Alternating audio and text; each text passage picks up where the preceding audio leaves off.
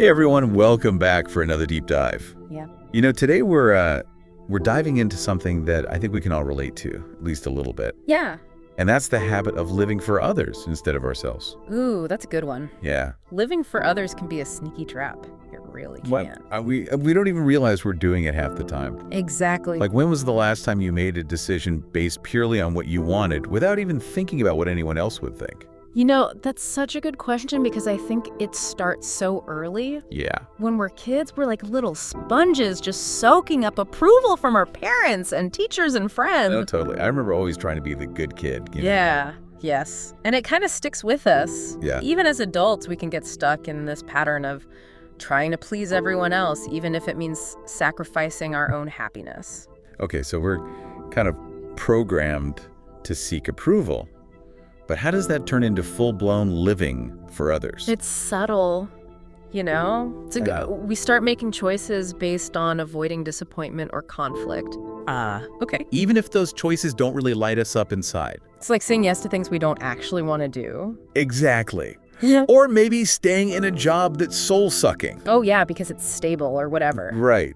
And we tell ourselves we're being responsible, but deep down, We're dying a little inside. yeah. And then there's that feeling of just being chronically drained. Ugh, yes. Like all the time. That's a big red flag that you're out of sync with yourself. Oh, for sure. It's like you're constantly running on fumes. And then there's the whole no thing. Oh my gosh, the dreaded no word. It's like kryptonite for people pleasers. Because we're so afraid of letting others down. Exactly. We end up overcommitting and stretching ourselves thin. Which just leads back to that feeling of being drained and resentful. It's a vicious cycle. So, okay, we've identified some of the signs, but what are the actual consequences of living for others? Like, is it really that bad? It can be. Huh. We can lose ourselves completely Wow. when we spend years shaping our lives around other people's expectations. It's like we forget who we are. Exactly. And then we wake up one day and we're like, who am I? What am I even doing with my life? It's a scary thought. It is. And not only that, but all that people-pleasing can build up a lot of resentment. Makes sense. You're constantly putting your own needs on the back burner. Right. And it's not just resentment towards others, it's resentment towards ourselves, too. Like we're mad at ourselves for not speaking up or setting boundaries. Yeah. And all that negativity can seriously impact our mental health. So we're talking anxiety, depression, low self-esteem. All of that. It's like we're slowly eroding our own well-being to keep others happy. Okay, this is getting pretty heavy. But I have a feeling you're going to give us some hope here, right? Oh, absolutely. No. The good news is that just recognizing these patterns is the first step. Okay, so awareness is key. Awareness is everything. Once you see the trap, you can start to dismantle it. I'm ready to dismantle some traps. Let's do it. All right, let's go. Now I know what you might be thinking. If I start living for myself, won't I just become a selfish jerk? Yeah, that's a common worry, right? It is, but here's the thing. Putting yourself first doesn't mean neglecting others. It's actually the opposite. Oh, how so? Think of it like this. When you're running on empty, you can't really give anything to anyone else. Right. It's like trying to pour from an empty cup. Exactly. You need to fill your own cup first so you have something to give. So it's not selfish.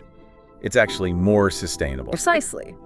And there's this interesting psychological model called the drama triangle. Oh, yeah, I've heard of that. It talks about these three roles: the victim, the rescuer, and the persecutor. Okay, I'm seeing where this is going. When we live for others, we often fall into the rescuer role. Trying to fix everyone's problems. Right. But it doesn't actually help anyone in the long run. Because we end up feeling resentful and the other person never learns to take responsibility. Exactly. It's not healthy for either party. So how do we break out of this rescuer role? By becoming a supporter instead. Okay, what's the difference? A rescuer takes on other people's problems as their own. A supporter offers encouragement and empowerment, but without taking ownership. So it's about helping others help themselves. Exactly. It's about setting healthy boundaries and recognizing that everyone is responsible for their own well-being. That makes a lot of sense. So we've talked about self-awareness boundaries and this idea of shifting from rescuing to supporting. But what about authenticity? Authenticity. That's a big one. It is.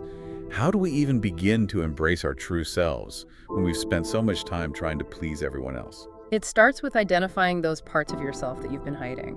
Oh, like what? It could be anything. Maybe it's a quirky hobby or a strong opinion or a unique talent. Okay, I see. And then ask yourself, What would it look like to express this part of myself more openly? So it's about taking small steps to integrate our true selves into our daily lives. Exactly. And you might be surprised at how people respond. How so? Some people might be a little thrown off at first. Yeah, change can be scary. But here's the beauty of it. As you continue to show up authentically, the right people will be drawn to you.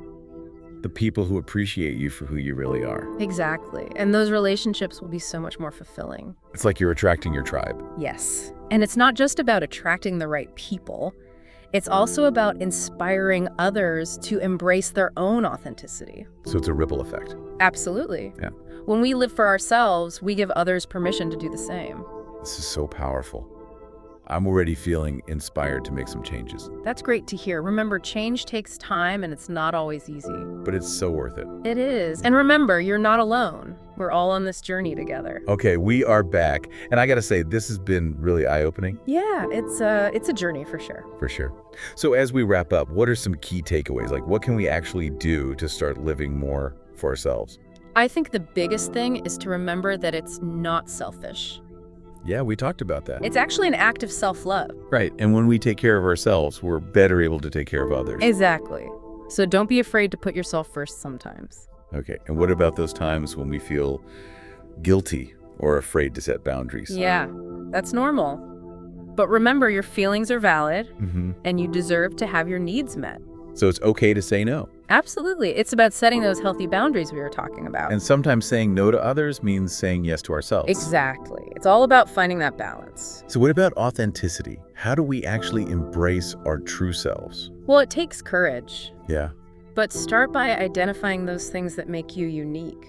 like those quirky things we talked about. Right. And then find ways to express them more openly in your life. So like joining a club or taking a class or just sharing your passions with others. Yeah. And remember, you don't have to be perfect. Oh, thank goodness. Embrace those imperfections. They're what make you you. I love that. Yeah. As we start to embrace our true selves, what kind of impact can that have on others? You know, it's contagious.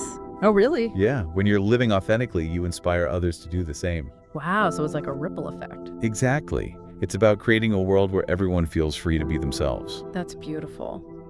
So as we wrap up this deep dive, what's one final thought you'd like to leave our listeners with? You are worthy. You are capable.